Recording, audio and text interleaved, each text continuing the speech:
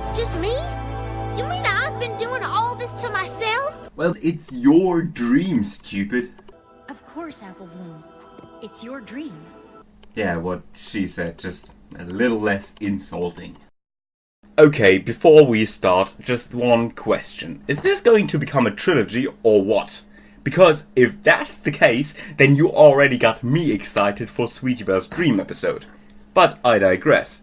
Okay, so this episode is fucking amazing! Great visuals, a very good story, as well as well-developed morals. So let's not waste any time and get right to it. This is my review for the MLP FIM episode, Bloom and Gloom. Actually, now that I think about it, this might be a cool name for a 60s psychedelic rock band.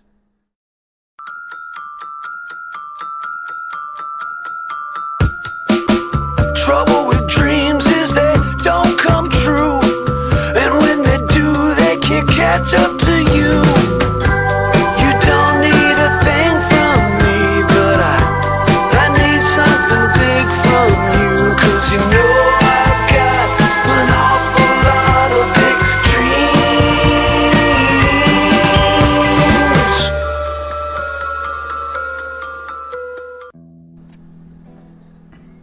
The episode starts out with the Cutie Mark Crusaders holding a meeting in their clubhouse. Apple Bloom got a letter from her cousin Babs Seed telling her that said Babs Seed successfully acquired a Cutie Mark. Of course, the three fillies are happy for her, but also come to the realization that Babs is no longer a member of the Cutie Mark Crusaders.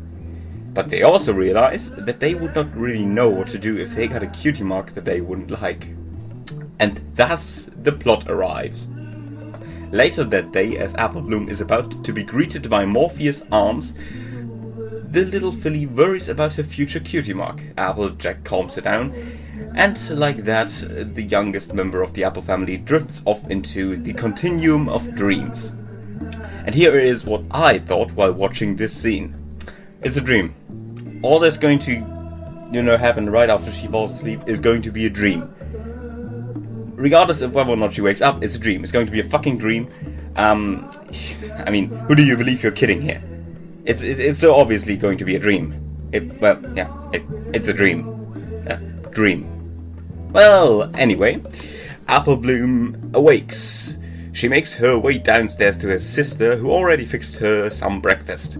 It is then that it turns out that Apple Bloom gained her Cutie Mark overnight. And it's a Cutie Mark as a bug exterminator.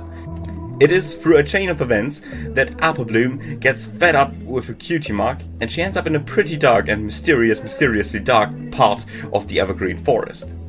It is there that a voice offers her to get rid of the unwanted marking on her butt. Apple Bloom agrees, but shock oh shock, Ponyville is facing an infestation of e-bugs. Electric bugs, that is. And because Apple Bloom gave up her Cutie Mark, the town is now doomed. But as previously mentioned, all of this is a dream, and so she awakes again out of her nightmare, just to be greeted by the very familiar scene of Applejack having fixed her some breakfast. And yet again it seems like Apple Bloom gained her Cutie Mark. This time around, though, she is being deserted by her friends for having a Cutie Mark at first, and then after she gets rid of said Cutie Mark, using the voice, she is being deserted by Sweetie Belle and Scootaloo for being a blank flank. All of this too turns out to be a nightmare.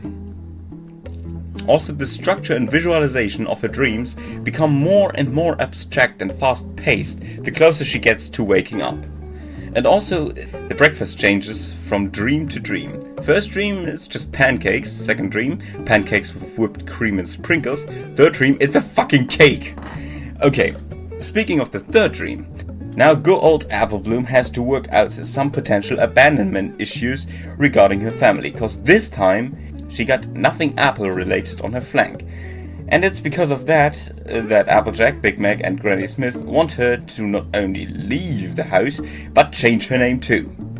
By the way, I fucking love Surealism, and this amazing episode is full of this shit.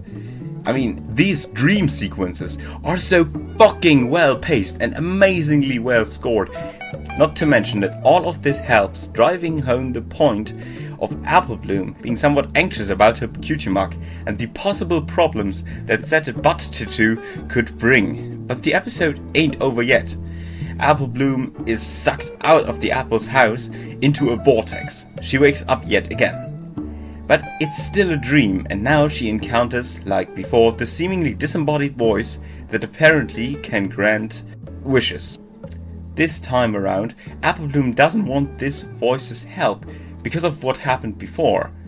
So she runs only to be greeted by none other than Princess Luna, who tells her that this very disembodied voice and the belonging glowing eyes of it are nothing more than Apple Bloom's own shadow, or rather, Apple Bloom herself.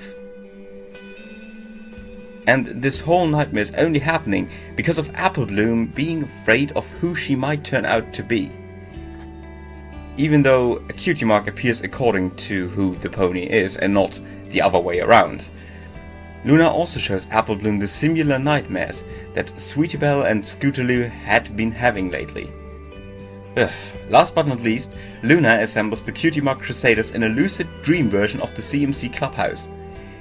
They come to the conclusion of what I said earlier, and the dream ends in this lovely bit of surrealism. The episode ends after Apple Bloom wakes up and joins her family for breakfast. My verdict for this episode.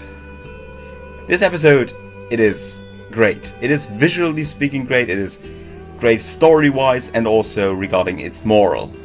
Oh, and I also can't be the only one who thinks that there needs to be a Sweetie Belle Luna dream episode. Just so that all three of the CMC got their own little dream venture. Whew, my rating, 5 out of 5. Ain't nothing wrong with that episode.